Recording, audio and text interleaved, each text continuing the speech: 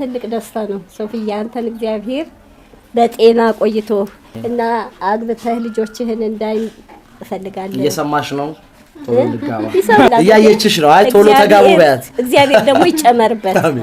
ዋናው እሱ ነው። በጣም መስዋዕትነት የተከፈለልኝ ልጅ ነኝ። ሰላም ባታሳድገኝ ኑሮ እዚህ ያለሁበት ደረጃ ላይ አልደርስም ነበር። በእውነት ሰላም መልኳን ያጣችሁ በኔ ነው። የእውነት ሰላም እንደዚህ አልነበረችም። እንዲህ አይነት ነገር ማይገባትም ነበር በእውነት። እንደምታስታውሱት ከሰሞኑ የጋዜጠኛ ሶፎንያስ ዋሲሁን የተመሳሳይ ጾታ አፍቃሪነት መረጋገጡን ተከትሎ ብዙ መረጃዎች እየወጡ ይገኛሉ። ከመረጃዎቹ መሃል የእናቱ ጉዳይ ቀልቤን ስለሳበው ስለ እናቱ ስለ ቤተሰቦቹ እንዲሁም ሶፎንያስ ዋሲሁን አሁን ስላለበት ሁኔታ ለማረጋገጥ መረጃዎችን ለመፈለግ ሞክሬ ያገኘሁትን መረጃ ይዤላችሁ መጥቻለሁ። አስተውላችሁ ከሆነ ስለ ሶፎንያስ ዋሲሁን የተመሳሳይ ጾታ አፍቃሪነት በተገለጸባቸው ፖስቶች ስር ወይኔ እናቱ እንዴት ይችሉት ይሆን እናቱ ናቸው የሚያሳዝኑኝ የሚሉ ኮሜንቶችን አስተያየቶችን አይታችሁ ይሆናል። ያንን ያሉበት ምክንያት ከእናቱ ጋር ያለውን ጥብቅ የሆነ ግንኙነት ስለሚያውቁም ጭምር ነው። እናም እኔ ስለ ሶፎንያስ ዋሲሁን እናት እንዲሁም ስለ ቤተሰቦቹ ስለ ሶፎንያስ ዋሲሁን ስላለፈባቸው መንገዶችም መረጃዎችን ከሰበሰብኩ በኋላ ሶፎንያስ ዋሲሁን እንደታመመ ለመደምደም ተገድጃለሁ። ይህን ያልኩበትን ምክንያት አንድ ባንድ ላስረዳ። ከመጀመሪያው ልጀምር ማለት ነው። ሶፎንያስ ዋሲሁን የተወለደው አዲስ አበባ 4 ኪሎ አካባቢ ነው። እናቱ ወይዘሮ ሰላማዊት ህሩይ ይባላሉ። አሁን ላይ 62 ዓመታቸው ሲሆን ሶፎንያስ ዋሲሁንን ያለ አባት ብቻቸውን ነው ያሳደጉት። እናም ብቸኛ ልጃቸው ነው፣ አንድ ፍሬ ልጃቸው ማለት ነው። ወይዘሮ ሰላማዊት ሶፎንያስን ለማሳደግ ብዙ ስራዎችን ሰርተዋል። በልጅነቱ በጣም አስቸጋሪ ከመሆኑ የተነሳ እንጀራ ሲጋገሩ ወይም ሌሎች ስራዎችን ሲሰሩ ሶፎንያስን እግሩን ለማሰር ይገደዱ ነበረ። እንዳልኳችሁ ብቻቸውን ያለ አባት ነው ያሳደጉት። አባቱ በተለያዩ ምክንያቶች አብሯቸው አልነበረም። እናም ደግሞ ገና በልጅነቱም ነበረ በሞት ያጣው። ወይዘሮ ሰላማዊት አንድና ብቸኛ ልጃቸው የሆነውን ሶፎንያስን ለማሳደግ በጣም ብዙ ስራዎችን ሰርተው ቆንጆ ናቸው። መልካቸውን እንደምታዩት እዚህ ጋር ሶፎንያስ ገና የ6 ወር ህፃን እያለ ነው በፎቶ የምናየው። እሱን ለማሳደግ በጣም ብዙ ስራዎችን ከመስራታቸው የተነሳ ከ62 ዓመት በላይ የሆናቸው ነው የሚመስሉት እንደምታዩቸው። ሶፎንያስም ይህንን ምክንያት በማድረግ የዛሬ 2 ዓመት ቤታቸውን አድሶላቸው እንዲሁም የ60ኛ ዓመት የልደት በዓላቸውንም አክብሮላቸው ነበረ። በዛን ወቅት እናቱ አሁን ምንም የሚቀረኝ ነገር የለም የልጄን ወግ ማድረግ ባይ ልጄ ቢያገባ ቢወልድልኝ ደስ ይለኝ ነበረ ብለዋል። የማንኛውም ወላጅ ምኞት ይሄ ነው። ልጁ በስነ ስርዓት አግብቶ ወይም አግብታ ፍሬ እንዲያዩ ይፈልጋል ወላጅና ወይዘሮ ሰላማዊትም ብቻቸውን ያሳደጉትን ልጃቸውን አግብቶ ልጅ እንዲወልድላቸው ጠይቀውት ነበረ። እሱም በቅርቡ አገባለው ሲል መልስ ሰጥቷል። ሶፊያ አንተን እግዚአብሔር በጤና ቆይቶ እና አግብተህ ልጆችህን እንዳይ እፈልጋለሁ። እየሰማሽ ነው? ቶሎ ልጋባ እያየችሽ ነው። አይ ቶሎ ተጋቡ በያት። እግዚአብሔር ደግሞ ይጨመርበት። ዋናው እሱ ነው። እንግዲህ ክቡራን አድማጭ ተመልካቾቼ ይሄ ቪዲዮ የተቀረጸው የዛሬ 2 ዓመት ነው። እንግዲህ ሶፎንያስ አሁን ላይ ያለበትን ሁኔታ ታውቃላችሁ። ሰሞኑን አይደለም ይሄ መረጃ የወጣበት ከወራት በፊት 2-3 ወር ይሆነዋል። ሶፎንያስ ዋሲሁን በውስጥ እያወራን ነው፣ በውስጥ የተመሳሳይ ጾታ አፍቃሪ አይነት ወሬ እያወራን ነው፣ እንገናኝ እያለን ነው የሚሉ ወንዶች ስክሪንሻት እየለጠፉ ስለ ሶፎንያስ ዋሲሁን የተመሳሳይ ጾታ አፍቃሪነት መረጃ ማውጣት ከጀመሩ ወራት ተቆጥረዋልና እዚህ ጋር እንደሰማችሁት ቪዲዮው ላይ ሶፎንያስ ዋሲሁን ድምጹም ኖርማል ነበረ፣ ልክ የወንድ አይነት ድምጽ ነበረው። አሁን ላይ ግን የፍሬዘር ቪዲዮ ላይ እንደሰማችሁት ድምጹ የሴት የሚመስል ድምጽ ሆኖ ነው የሰማነው። በጣም ግራ የሚያጋባ ነው። ሶፎንያስና እናቱ ወይዘሮ ሰላማዊት ብዙ ነገሮችን አሳልፈዋል እዚህ ለመድረስ ማለት ነው። ሶፎንያስም ህይወትን ለማሸነፍ በጣም ብዙ ውጣ ውረድ አልፏል። እዛው 4 ኪሎ ሰፈሩ አካባቢ ማስቲካ ዞሯል፣ ሊስትሮ ሰርቷል። የሊስትሮ እቃውን አሁንም ድረስ በክብር አስቀምጧታል። ታክሲ ረዳት ነበረ፣ የፓርኪንግ ሰራተኝነት ሰርቷል። ስፖርት ቤት ውስጥ ተላላኪነትና የጽዳት ስራም ሰርቷል። 200 ብር በወር እየተከፈለው ማለት ነው። ከዛም ኮተቤ መምህራን ኮሌጅ ገብቶ በሂሳብ መምህርነት ተመርቆ የሂሳብ መምህር ሆኖ ሰርቷል። ከዛም በአካውንቲንግም እንዲሁ ተመርቋል ከማይክሮሊንክ ኮሌጅ ማለት ነው። የጋዜጠኝነት ሙያ ውስጥ ለመግባት ፍላጎት ስለነበረውም ለሬዲዮ ጣቢያዎች በነጻ ቅጠሩኝ ሲል ደብዳቤ አስገብቶ ነበረ። ኢቲቪ የመዝናኛ ፕሮግራምም ለመስራት ለ2 ወራት በነፃ ላገልግል ሲል ጠይቆ ተፈቅዶለት ያለ ደሞዝ ለ6 ወራት ያህል የመዝናኛ ፕሮግራምን መርቷል። በኋላም ላይ በደሞዝ ተቀጥሯል።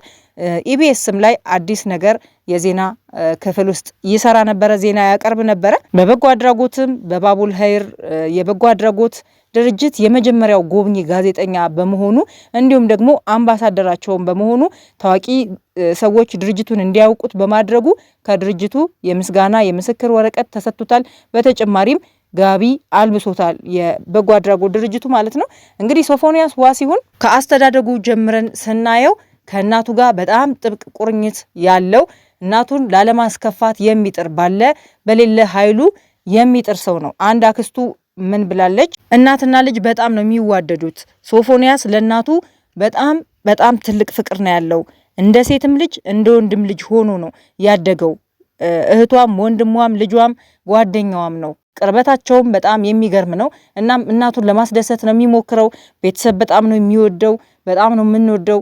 በተለይ ደግሞ እናቱ ወይዘሮ ሰላማዊት በጣም ትሁት፣ ጨዋ እንዲሁም ደግሞ ቀና ብላ እንኳን ሰው የማትናገር ሰው ላይ የማትደርስ ሴት ነች ሲሉ ምስክርነትን ሰጥተዋል አንድ አክስቱ። ሌሎችም ጎረቤት፣ ዘመድ፣ ወዳጅ ሲናገሩ በሶፎንያስና በእናቱ መሀል ያለው ቁርኝት በጣም የጠበቀ የተሳሰሩ ከእናቱ ተለይቶ እንኳን እስካሁን ድረስ ያልኖረ ነውና እንዴት እዚህ ነገር ውስጥ እንደገባ ግራ ያጋባል። ምክንያቱም ሶፎንያስ የዛሬ 2 ዓመት እንዳልኳችሁ የ60ኛ ዓመት በዓሏን የእናቱን ሲያከብር በኋላም ላይ ደግሞ በሀገሬ ቴሌቪዥን በጠያቂው ሲጠየቅ ፕሮግራም ላይ ቃለ መጠይቅ ሲደረግለት ስለ እናቱ ሲያወራ በጣም ልብ የሚሰብር ነበረ። እናቴ እኔ ከተወለድኩ በኋላ ኖራለች ብዬ አላስብም እና ከዚህ በኋላ ለእሷ ነው የምኖረው፣ ከዚህ በኋላ ማረፊያዋ ጊዜ መጥቷል ያለ ልጅ በ1 ዓመት ከምናምን ውስጥ እዚህ ጉዳይ ውስጥ ገብቶ በነጻነት ሁሉንም ሰው የሚያውቀውንም የማያውቀውንም ፌስቡክ ላይ ያገኘውን ሰው ሁሉ ሀይ እንተነ ትልቅ ነው እና ለምን እኔ እንተና አልልህም የሚል አይነት ሰው እንዴት ይሆናል? ስለዚህ ከዚህ ቀደምም ኢንተርቪው ተደርጎለት በጓደኛው አማካኝነት ብዙ ነገር እንደተደረገበት ጸበልም ሄዶ እንደለፈለፈ ሲናገር ሰምተነዋል ቃለ መጠይቅ ላይ። እናም እኔም እዚህ ድምዳሜ ላይ ደርሻለሁ። ሶፎንያስ ዋሲሁን ታሞ እንጂ በጤናው አይደለም። የሚገርማችሁ ጸበል ገብቻለሁ ብሏል አይደል? ነገር ግን አሁንም ፌስቡክ ላይ በተደጋጋሚ ኦንላይን ሆኖ መረጃዎች ወጥተዋል። ኦንላይን እንደሆነ ፌስቡክ ፍሬንዶቹ የሆኑ ሰዎች መረጃውን ሲያወጡት ነበር፣ ስክሪንሻት እያደረጉ ማለት ነው። እናም ሶፎንያስ ዋሲሁን ከእናቱ ጋር ያለውን ያንን ጥብቅ የሆነ ቁርኝት በጥሶ በዚህ መልኩ ለዛውም ደግሞ ሶፎንያስ ዋሲሁን የተመሳሳይ ጾታ አፍቃሪ ሆነ ተብሎ በወጣበት ከወር በኋላ ያለምንም መጠንቀቅ በዚህ ልክ ከፍሬዘር ጋር አውርቶ በአንድ ቀን ሳያረጋግጥ ስለ ፍሬዘር አዳማ ድረስ ሄዶ ለመገናኘት ከሱ ጋር ጥረት ያደርጋል የሚል እምነት የለኝም፣ በንጹህ ሕሊናው ወይም ደግሞ በሚያስብ አእምሮ ማለት ነው። እንደምታዩት ከሰውነቱ ከድምፁ ጀምሮ መቀየሮች አሉ። ሶፎንያስ ዋሲሁን ታሟል። እናም ሁነኛ ዘመድ ቤተሰብ ያስፈልገዋል። እናቱ ወይዘሮ ሰላማዊት በጣም ያሳዝናሉ። አሁን ላይ እያሳለፉ ያሉት ነገር በጣም ከባድ ነው። እውነት ነው አሞታል ምናምን በሚል ሰበብ ብዙ ነገሮች ይሸፋፈናሉ። ነገር ግን ግድ የላችሁም ሶፎንያስ ዋሲሁን ታሞ እንጂ እናቱን እንደዚህ አይነት ኮንዲሽን ውስጥ እንደሚያስገባቸው እያወቀ ለእናቱ እንግዲህ እንዳልኳችሁ ህይወቱን እስከ መስጠት የሚደርስ አይነት ፍቅር ያለው ልጅ በዚህ ልክ እናቱን አያዋርዳቸውም። ማዋረድ ብቻ አይደለም ራሱንም በዚህ ልክ አዋርዶ በነገራችን ላይ ስለ ሶፎንያስ ከተፖሰተ በኋላ ብዙ የእሱ ተመሳሳይ የሆኑ የተመሳሳይ ጾታ አፍቃሪ ወንዶች ጉዳችን ተጋለጠ እኛንም ሊያጋልጠን ነው እያሉ የፍሬዘርን የቲክቶክ አካውንትና ዩቲዩቡን ለማዘጋት ብዙ ሲተባበሩ አይተናል በነጻነትና እነሱን ቼክ ለማድረግ ሞከርኩኝ። እንደ ሶፎንያስ በግልጽ እንተነ ትልቅ ነው ወይ ምናምን አይሉም። ልክ ኖርማል ሴትና ወንድ እንደሚያወሩት አይነት ወሬ እንደሚያወሩ ነው ከፖስቶቻቸው የተረዳሁት። የሶፎንያስ ግን እንደዚህ በነጻነት ለዛውም ደግሞ ፌክ ባልሆነ አካውንት፣ ሌሎቹ በፌክ አካውንት ነው የሚያወሩት። ሶፎንያስ ግን ግልጽ በሆነ መልኩ ያለ ፌክ አካውንት ሰዎችን በዚህ ልክ የሚያወራበት እንግዲህ ዜጋ ብለው ነው ራሳቸውን የሚጠሩት የተመሳሳይ ጾታ አፍቃሪ ወንዶቹና ዜጋ ያልሆነን ሰው እንዴት ለማግኘት ሄደ ሲሉ ነበረ። አያችሁ እነሱ በደንብ አጣርተው ዜጋ ነው አይደለም ብለው አጣርተው ነው የሚያደርጉት። ከዛ ደግሞ የሚጀናጀኑትም ሆነ የሚያወሩት በሐሰተኛ አካውንት በሐሰተኛ መለያ ነው እንጂ ልክ እንደ ሶፎንያስ ዋሲሁን በኦፊሻል በራሳቸው ፎቶ ተጠቅመው በኦፊሻል ፔጃቸው አይደለም። ሶፎንያስ ስለታመመ ነው። ይሄንን ማህበረሰብ ያውቀዋል፣ ሃይማኖታችንን ያውቃል፣ ባህላችንን ያውቃል። አንድ ጤነኛ ሰው በዚህ ልክ እየተንቀሳቀሰ በስነ ስርዓት ሰው ለማግኘት ሸራተን እንገናኝ እናንተን እናድርግ ከታዋቂ ሰዎች ከንትና ጋር ተኝቻለሁ እያለ ከወንዶቹ ማለት ነው እያወራ ያለበትንም ስክሪንሾት አይቻለሁ። እናም ሶፎንያስ ዋሲሁን ከጤናው እንዳልሆነ ነው የተረዳሁት። ያው እንደሚባለው ሁሉንም ነገር ከወሰድነው በርግጥ መንፈሳዊ ነው፣ ግን የሶፎንያስ ዋሲሁን የሴት አይነ ጥላ የሚባል እንዳለ ለማንበብ ሞክሬያለሁኝ። እናም የሴት አይነ ጥላ ስትገባ ወንድ ላይ ሴት አይታያትም፣ ወንድ ነው የሚታያት። ወንድ በቃ ሶፎንያስ ዋሲሁን ኦልሞስት ተቆጣጥረው ወንድ ነው የሚያሰኛት። ስለዚህ ድምጹንም ቀይረዋለች። ብዙ ጸበል ቦታ ምናልባት ሰምታችሁ ይሆናል እና ምናልባት በሳይንሱ ላያስኬድ ይችላል። ነገር ግን በመንፈሳዊ ካየነው ሶፎንያስ ዋሲሁን እንደታመመ በሴት አይነ ጥላ እንደተያዘ ወይም ደግሞ ድግም ተሰርቶበት ሊሆን እንደሚችል መጠርጠር አለብን። ቤተሰቦቹ አሁንም ጸበል ቦታ እንዳልሄደ አውቅ ያለሁኝ እስከ ትላንትናው መረጃዎችን እስካጣራውበት ቀን ድረስ ማለት ነው። ተደብቆ ነው ያለው። እናም ይሄ ወሰድ መለስ ነው የሚያደርገው።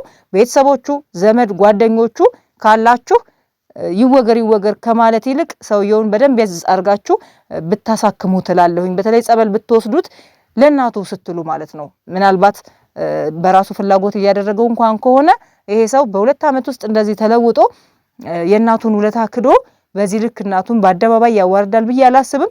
ከፈለገ እንኳን የተመሳሳይ ጾታ ጋር ግንኙነት ማድረግ እንኳን ቢፈልግ በድብቅ እንደሌሎች ያደርጋል እንጂ በግልጽ ያገኘውን ሰው ሁሉ ልክ እንደ ዱሻ እየተላከፈ እና ትልቅ ነው ያሳየኝ ወይ ሲል ይገኛል ብዬ ስላላመንኩ ነው ሶፎንያስ ዋሲሁን እንደታመመ የደመደምኩት ማለት ነው።